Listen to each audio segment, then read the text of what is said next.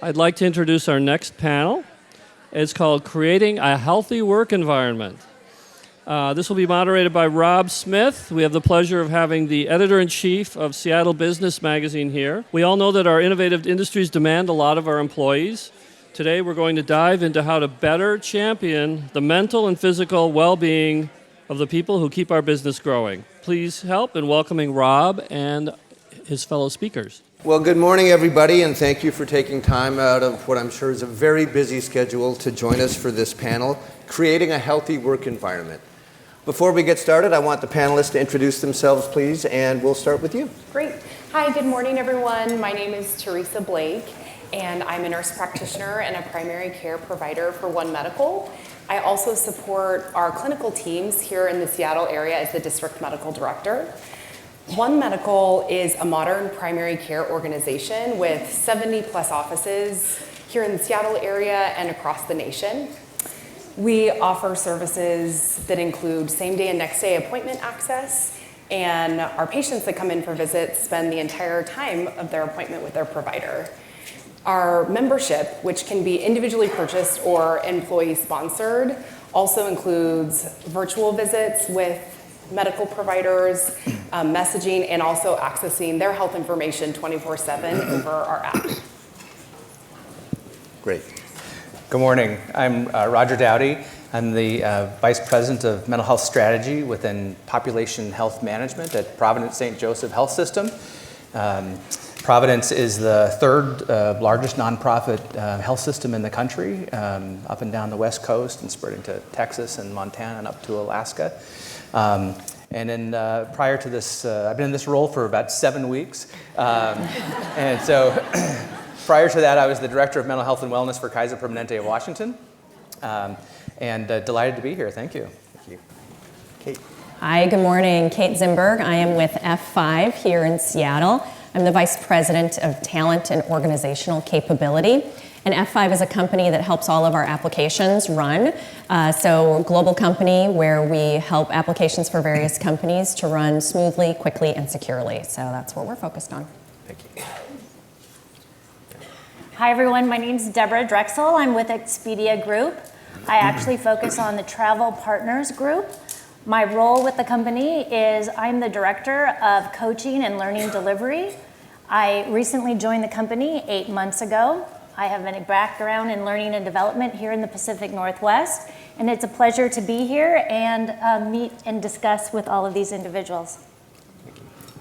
Hi, everyone. My name is Michaela Dolman. I work for the state of Washington at the Department of Enterprise Services, which is the state agency that offers back office services to the rest of the state government. So the division that I oversee offers HR centralized services, which includes talent acquisition, learning and development, and then the employee assistance program, as well as we manage some of the technology products that are delivered to the approximately 68,000 state employees. Okay, thank you. And my name is Rob Smith. I'm the editor-in-chief of Seattle Business Magazine, and I'll be the moderator for this event. If you type hostile workplace into a search engine, one of the top hits is an article Seattle Business Magazine published way back in 2011 about, workplace hostility. Every month, it is still one of the publication's most read stories. In fact, it shows up in a search engine, so a lot of people are typing this. In fact, it had 8,000 hits this month alone. It's 9 years old. According to the American Institute of Stress, 83% of U.S. workers suffer from work-related stress. Businesses across the U.S. lose $300 billion annually as a result of workplace stress. Stress causes around 1 million workers to miss work every day. Work-related stress results in $190 billion in healthcare costs annually. But companies that emphasize workplace culture and a culture of health, it takes work and it starts at the top, are winning. And that's what we're going to be talking about today. Kate, I'd like to start with you first. I understand that F5 adopted a new set of behaviors recently, emphasizing the health of people in the organization. What prompted that? Yes, absolutely. So at F5, we have our cultural statements, which we refer to as BF5. So how do we want our employees to be while they're with us at the company, and hopefully it bleeds over into the rest of their life as well. What prompted the creation of these is really a few things. One, we had new leadership. So a couple of years ago, we had a mostly new leadership that came into the company. And in addition, we were going through a major transformation, both in what we deliver, moving from hardware to software and cloud, also in our business models, what we expected from employees, just a lot was changing. And as we know, when you change that much in a company, it leaves a lot of uncertainty, and it leaves employees wondering, what does this mean for me and how I behave and how I show up every day? And so we created BF5 to help bring some understanding to that. So you've got the usual business things in there of, we obsess over our customers, we are owners, we move quickly, we value speed. But importantly, two of the ones in there that I personally most like seeing in an HR organization is about we embrace diversity and inclusion. And so obviously, thinking about all of our employees around the world, who are they? What do they bring to the table every day as themselves? But the second is we help each other thrive. And that one is one I'm very pleased as a company, we really embody every day in just kind of the kindness and how everyone shows up. And again, an expectation for how we are with each other. Transformation's hard, business is hard, it's hard for everyone right now. So how can we help each other to be as successful as possible and to really enjoy that and have work be a meaningful part of our lives? And so that part of our culture really helps us to stay oriented on that and really is a bit of a North Star and guidepost for our employees. Okay, thank you. Deborah, I understand Expedia has a coaching learning culture, and I think we all know what those words mean, but what does that look like in practice? Yeah, this is exciting. So really in the Travel Partners Group, when I started 8 months ago, they were launching a transformation. And the way that they were going to support that is really upskill the managers on their coaching skills. And so I got curious about it. Like, how does this support a learning culture, which I've seen in other examples?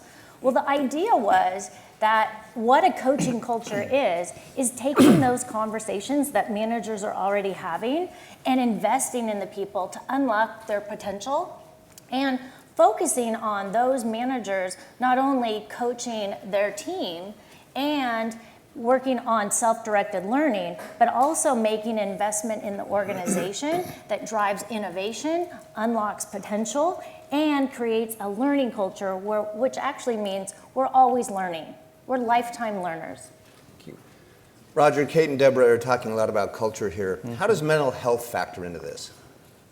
Well, it's a huge piece of it. I think there's growing recognition around the importance of mental health across our nation, and we're really there's a couple different reasons for that. One, I think, is that we're in the midst of a couple of crises.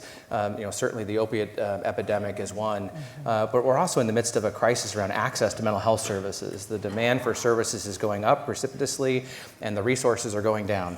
And so that's part of what's brought that to the fold. I think the other piece that's happened is that we've seen a lot of industry-wide anti-stigma campaigns, suicide prevention campaigns that have been very successful, and absolutely we should be doing more of those things. I think the other piece is that businesses are, the statistics you mentioned earlier, are recognizing the impact that mental health and addiction recovery concerns are having on their workforce and on their bottom line. There was a recent study put out by Deloitte that said that for every dollar invested within 3 years, there's $1.62 return and growing year after year after that. So and it really starts at the top, having executive leadership modeling the behaviors and setting the expectations and saying it's okay. Another recent study said that 81% of employees identified barriers to accessing mental health services as a result of their workplace. And some of that was confusion around benefits, some of it was around stigma and things like that. And so I think setting the culture and the expectation that it's okay to seek care for mental health services is a huge stride forward. So with that, Roger, Teresa, how do healthcare providers factor into this? Yeah, thank you. Primary care, for example, is the first touch point for people to receive care and services. Primary care encompasses a lot of mental health. And when patients are dealing with either physical health symptoms or mental health symptoms, having them come in and see their primary care provider is a really important step to evaluating and working with that patient, the employee, to come up with a good treatment plan, and certainly monitoring their progress over time. At One Medical, we've really identified that having a holistic approach and connecting patients and your team members to that profound connection of the mind and body, that physical health and mental health often are one in the same. We've partnered with over 6,000 companies throughout the nation and really helped make sure their team members have good access to primary care. And they've noticed and let us know that their teams have seen increased productivity for a lot of the reasons that Roger had mentioned. And it's such a great investment for your teams to have good access to primary care. We've also seen that really identifying a multidisciplinary approach is so key to optimizing team members' health and wellness. We've been able to offer things like virtual health coaching, so helping patients identify ways they can optimize their lifestyle to improve their physical and their mental health.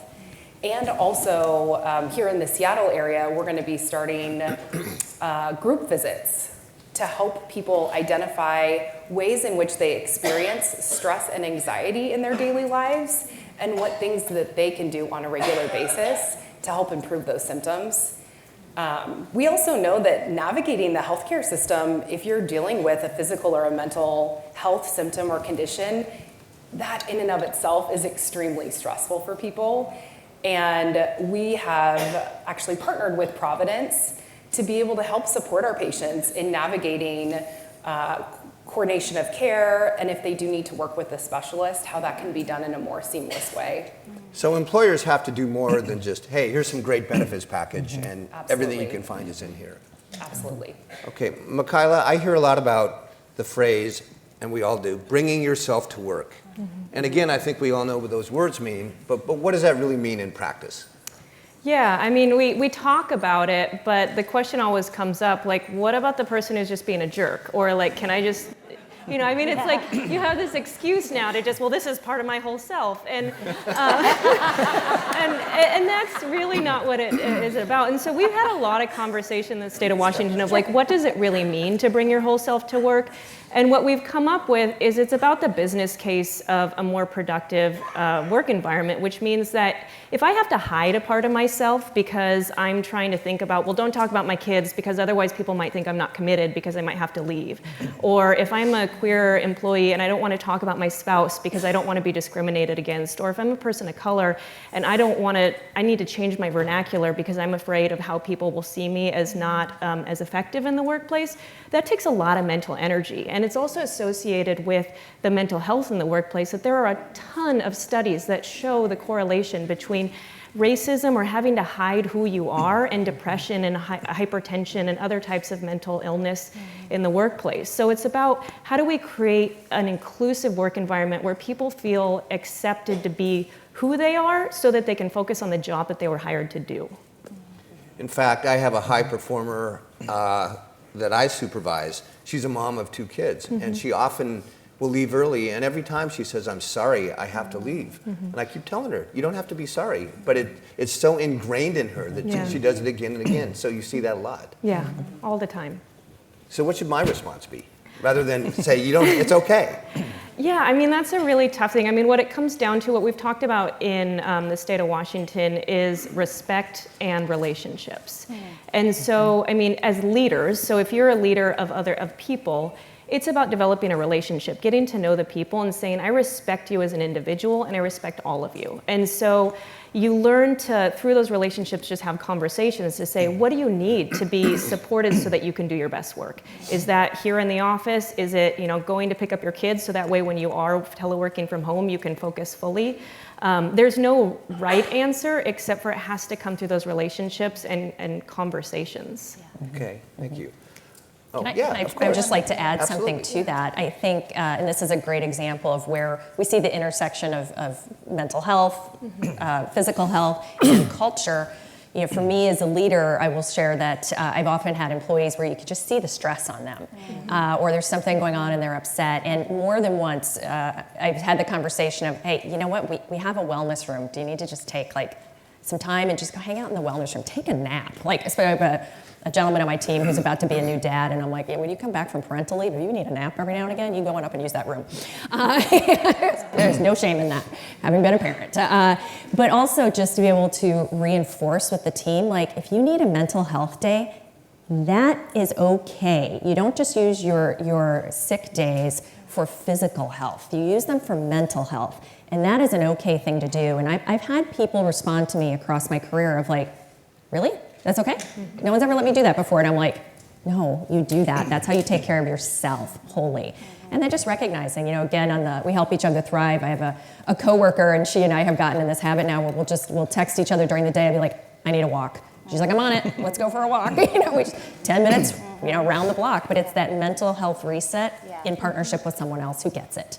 Now, and all examples of like how culture and mental health can come together. Now, Kate and Roger, I've been supervising newsrooms for longer than I care to admit here. Nobody has ever come to me and talked about their mental health. So if somebody does, or if I'm a supervisor or an employer, what's the appropriate response? Yeah, I think a couple different thoughts. So one is, even though someone may not have come to you, I would suspect that we've all had those moments of, I wonder if I should go talk to that person because they're really looking like they're not doing very well right now. And so I would buckle those together. And so I think that part of it is around, we think about education and any other public health concern. We really want to educate as many people as possible. It's analogous to CPR. Right? We want to have as many people have CPR training as possible. We want to have as many people as possible have an awareness and understanding around the warning signs for suicide. Because the reality is those warning signs don't occur in a doctor's office for the most part. They occur out in the community, in our families, in our schools, in our workplaces. And so the more people we have out there who are attuned to those warning signs and have at least a willingness to ask some additional questions, the better off we're going to be. And there's a number of organizations that are doing that. Mental health first aid, if you just Google mental health first aid, there's a number of workplace trainings around that. Here in Western Washington, we're also really lucky to have the Crisis Connections, formerly known as the Crisis Clinic, that also does a lot of workplace trainings. And so the first level is, I think, having the employees have an understanding what those warning signs are, and then have an understanding that it's okay, and to be able to have some degree of comfort to be able to at least identify and understand where that person's coming from, and then respond by getting to them the appropriate resources. Okay. Michaela, you had mentioned racial and ethnic workplace discrimination. How prevalent is that? Every day. Every day, all the time. And I think we talk about racism or any type of ism, and it's evolved. So it's no longer, white hooded, I'm here doing racial slurs. It's in the microaggressions. It's in systemic barriers in how we treat each other. And I mean, tying it back to that mental health of people from marginalized communities experience workplace stress and depression and other types of effects of workplace culture from not being able to fit in with like the norm.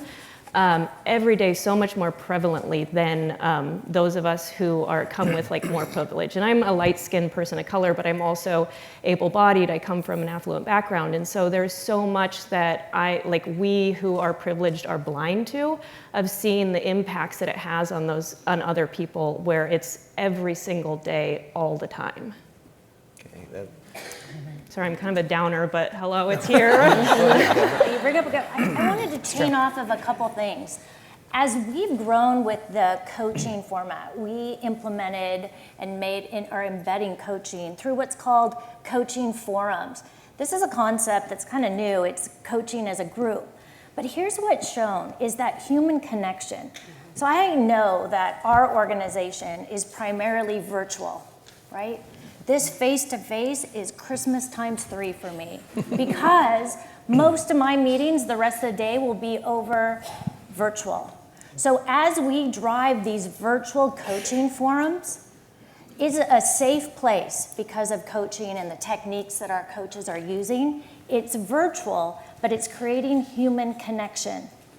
Because most of the individuals are working one-on-one, isolated, which you guys will probably give me the corporate head nod, continues to fuel that lack of human connection. So it's kind of a neat spill out from the format as we embed this, that we're seeing that drive of connection and engagement from our employees. Okay. Teresa, I want to piggyback off of what you said. How do you start a workplace conversation about mental health? I mean, Yeah, I love what everyone has mentioned so far. I think really having that awareness and understanding that, you know, a lot of us are high performers and leaders and we want to have all the answers and solutions, but being really okay with knowing you can start a conversation and not have the answer on how they're going to get more support for a specific area, maybe professionally or personally, that they're struggling with, that could be contributing to mental health or physical health symptoms. I think doing even general check-ins on a regular basis, and kind of what Kate was mentioning, you know, when you start to notice changes in behavior, you know, something that's out of the ordinary for that employee, they're missing many more days from work than what's kind of typical for them. You know, just start off by saying, hey, I wanted to check in with you. Is there any more support that you'd benefit from, you know, here in your personal life? And maybe they won't talk about it the first time or the second time, but continuing to build that trust and that you will be present in that moment and that conversation, and that you won't bring judgment or concern now even more about their work performance, and that you're really open to having that conversation, I think is so supportive and meaningful for all of the teams that we support.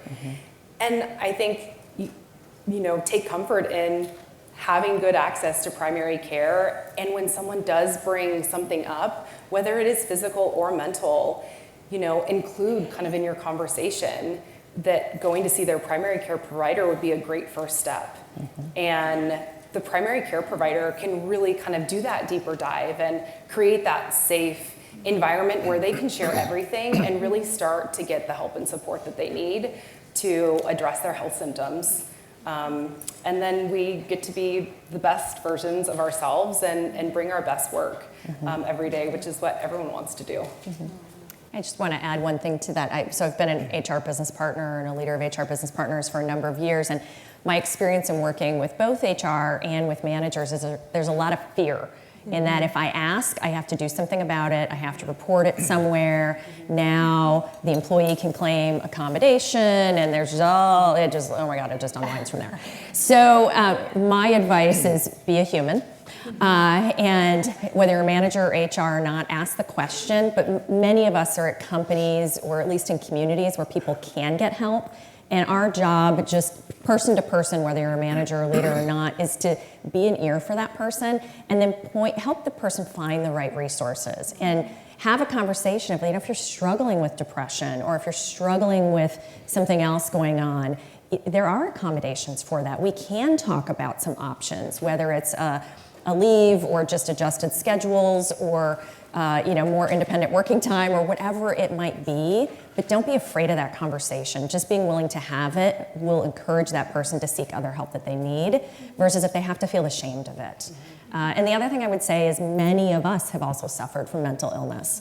And how can you, at the right time, you don't want to overshadow their story, but how at the right time, right place, can you share your own history of mental illness if it applies to you? Because that also helps reduce the stigma. And I've found can really open people up to talking about some of that. And I love what Deborah mentioned about the isolation component. You know, I think that when your teams bring to you that they're struggling with certain symptoms, you know, sometimes they might have it in their head, oh, if I could just, you know, take a week off and check out, then I'll be fine. Maybe it's 2, maybe it's 3 weeks.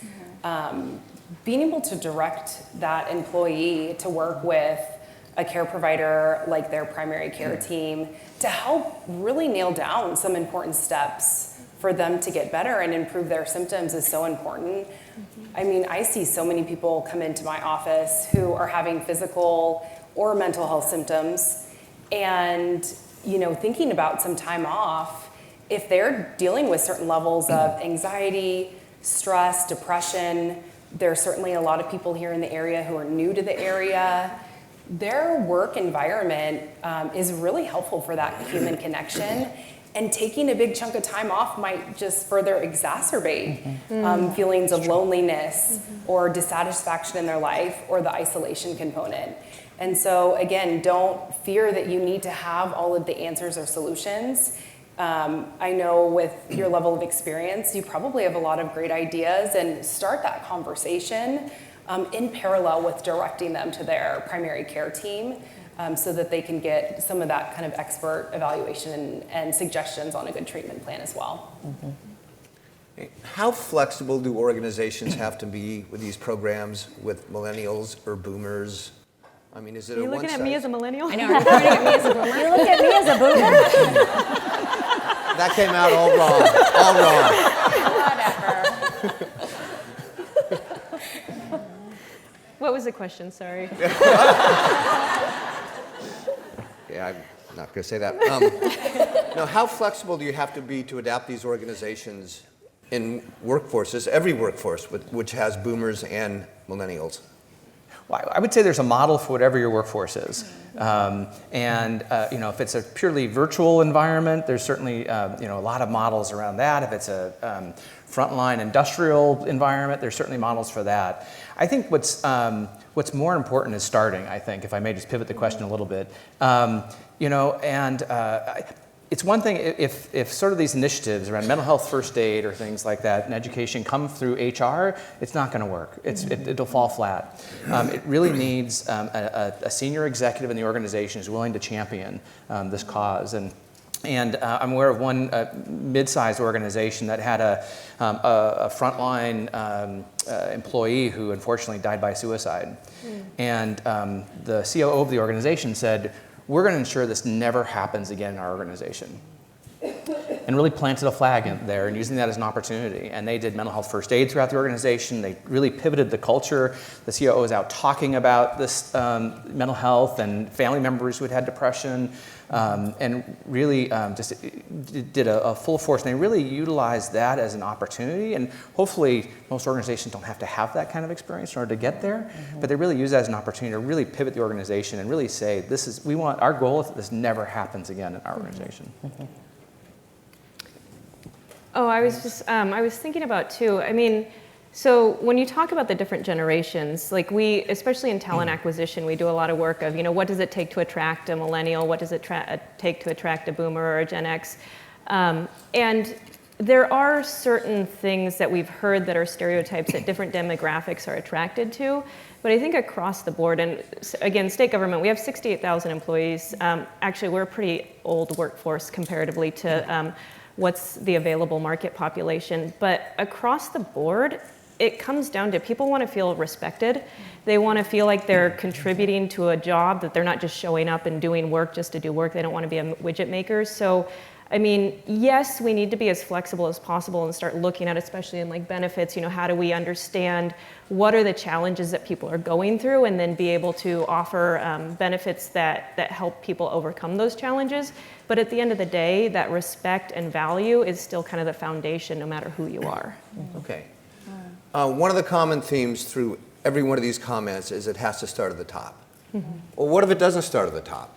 What if I'm an employee or a group of employees and leadership is not on board with a lot of the cultural things and mental health things we're talking about? What can an employee do? What's the next step? Come to the state of Washington because the governor wants it. That's my plug, sorry. Well, I'll jump in. So I am a firm believer, even as someone who creates programs for the company, and my team creates programs for the company, as leadership, as HR teams, we can create everything. We can create it perfectly, beautifully, adoptable, easy to use. But if employees don't take responsibility to engage in it, to use it, to share it within the company, and to really feel that empowerment and that, I've got your back from their managers and others around them to use it, none of it will matter. And so it's really, in my perspective, it's how do you infuse that we're all here because we want to be here, we love being here, there's opportunity here, and we want to engage in that directly, not wait for it to be handed to us and us told what to do, because that never feels good. And so how do we really infuse that? And it's about trust, it's about feeling like leadership and those around you have your back. It is about having the things accessible, but you've really got to want to engage in it. And I think any culture that can foster that is really amazing. And I think about a lot of companies have employee resource groups or EIGs or whatever they might call them. And I happen to love those because they're so often by employees for employees, and it's a great example of where an employee groundswell can make a difference. And how do we infuse that throughout everything, including things like mental health or other areas of our employee wellness across the board. So TPG, the Travel Partners Group, started with coaching in the manager level. What? Like best practice or one of the best principles in anything is to start at the top and come down. So what I've observed is that influence up. It's brilliant. So when you think about the opportunity to lead by example and the necessity, now we're focusing more on the senior leaders as well as we continue to embed this, but the influence up, and you make it one of their OKRs, is that they respond to it. So you have power wherever you sit. How heavily does each of your organizations rely on employee engagement surveys? Well, as a healthcare system, it's significant. It's one of the metrics we look at quite a bit, and that's been the case in every healthcare organization I've ever been in. It's one of the,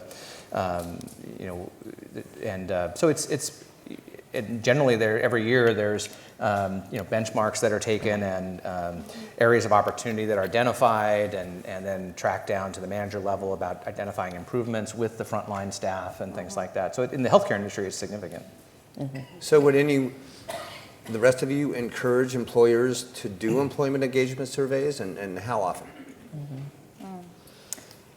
The environments that I've worked in, including my current employer, do heavily weight on what those results are as you're evaluated as a leader, as you look at the temperature or the climate of the organization. Best practice that I've seen is at least twice a year.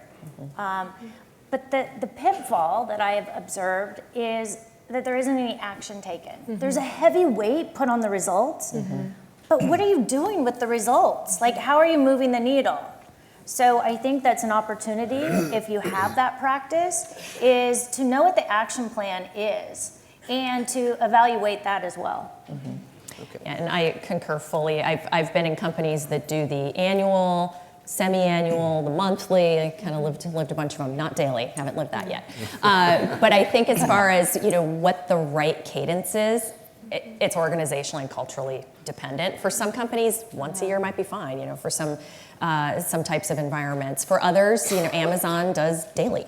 And that makes sense for them. And so I think it's really dependent on your organization, but to Deborah's point, it's the action taking afterwards. And how do you keep your survey so it's not so huge and all-encompassing that no one wants to take action because it's overwhelming, but it's really meaningful to what will you really act on and how will you take that forward. And then, of course, I also encourage companies, think about what other moments of listening you have, because the survey, if it's only twice a year, is only twice a year. What are you doing the other times of year? And so how do you get leaders, managers, others to listen through other venues? And I think that's equally as important as the survey. Yeah, we do an annual employee engagement survey within the whole state of Washington. And I agree with what everyone has said here. I think the analogy that I like to use is it's an indicator. So like if you're trying to lose weight, it's your weigh-in, but it's after the fact, right? Like you could have eaten a bunch of Cheetos and pizza and it'll tell you that, but it's after the fact. So what are those other indicators on the day-to-day basis that is like, what is my intake so that I can know how to stop it before I get to the survey and it's like, oh shoot, now I'm already, I didn't pass my weigh-in. So it's trying to think about, how do you, and exactly what you were just saying, Kate, of systemically, how do you find those other ways to measure proactively so that you can get ahead of it and you can make the changes in the day-to-day? That's a key point. Basically, what gets measured gets done, right? One of the other contributions that the coaching framework has provided is the ability not only to upskill yourself as a listener and asking good questions as a manager, however, also how to take feedback. So if we talk about feedback in real time, in theory, right, when you get your we call it rate your stay, when you get that, there shouldn't be a surprise if you've done your work. But the ability to have that conversation and to take that feedback into action on it, that's the key ingredient. Okay, we've got about 5 minutes left, and I have only 37 more questions. But we want to open it up to anybody from the audience. If anybody has a question for any one of the panelists. Yeah. I'm curious how you all feel about employer assistance programs. So we have, and my division has the EAP program for the state of Washington. Obviously, it's my program, so I love it. I think it's super valuable, and the way that our EAP director has described it is, so often when we experience stress in the workplace, or we're taught to compartmentalize it. So I have something going on at home with my kids. I'm worried about paying my mortgage, but I come to work and I got to turn it off because I got to focus on the job. And we all know that you can't do that, right? And so every day that I'm not addressing what my mental health issue is, or what I'm when I'm stressed out, is a day that I'm distracted on the job and not actually doing my job. So what our EAP focuses on is, how do we help you get through that so that you can get back to work fully? And we see it as, and yes, it's paired with primary caregiving, because there are a lot of mental health benefits, at least in the benefits that we offer with the state. But this is more accessible. Our EAP clinicians understand what it means to be state government, so you don't have to do some of that translation too.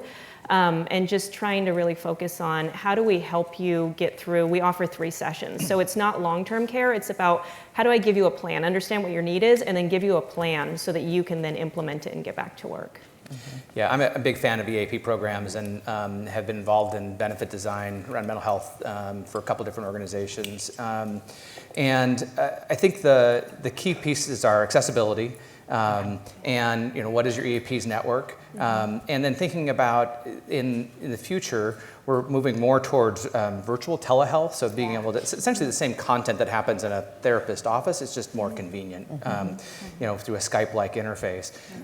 So big fan. I think one of the key elements is making sure that your EAP provider is also coordinating with your health insurance companies, so that when their EAP benefits expire, let's say it's the 3 sessions or 6 sessions, that there isn't a breakdown between their EAP benefit and when they have to flip over to their health benefit.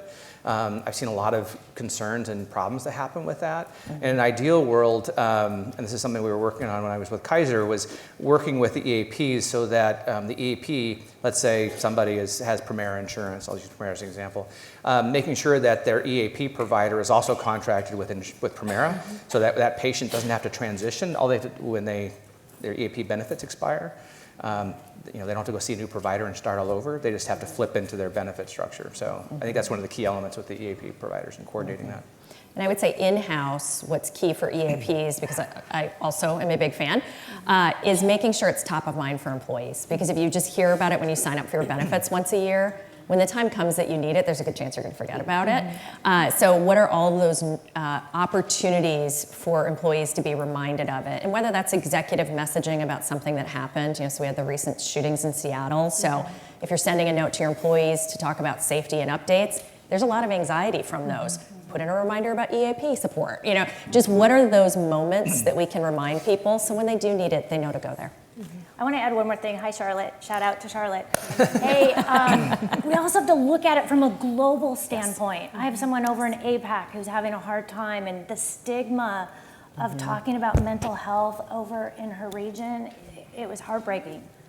I still get emotional about it. It was hard for her to talk about. We don't think about that sometimes when we are heads down here in the U.S., right? So we need to look up and look out when we talk about those programs. Okay, thank you. Real quickly, we've got about a minute left. Just want to go down the panel. What's the one key takeaway you would say to an employer? Physical health is mental health and vice versa.